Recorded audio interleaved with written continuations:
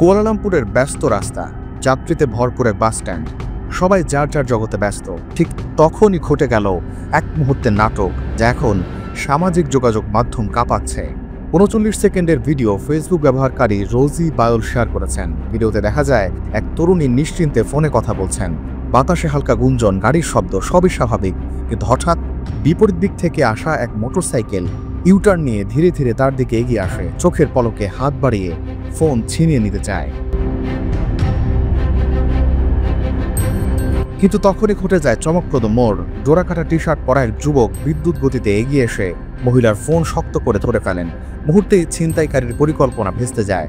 ব্যর্থ চোর মোটরসাইকেল ঘুরিয়ে ছুটে পালিয়ে যায় ঘটনাস্থল থেকে। ভিডিওটি মুহূর্তে ভাইরাল। কেউ কেউ বলছেন সাহসী সেই যুবক আসল নায়ক, আবার কেউ সন্দেহ করছেন সবই সাজানো নাটক। রোজি ক্যাপশনে লিখেছেন, আপনি যেখানে থাকুন সতর্ক থাকুন। একজন নেটিজেন সুজিয়ানা অ্যাক্ট মন্তব্য করেন, ভালো কাজ করেছেন সেই লোকটি, ওই মহিলার চেয়ে অনেক দ্রুত প্রতিক্রিয়া দেখিয়েছেন। পল ওং যোগ করেন, চোরটা ভীষণ দুঃসাহসী, সবার সামনে এমন কাজ, ভাগ্য ভালো পাশা ছিল সাহসী লোক। তবে ফাদ KMN মন্তব্য করেন, ঘটনাটা যেন একটু বেশি নিখুঁত লাগছে, সাজানো নয় তো।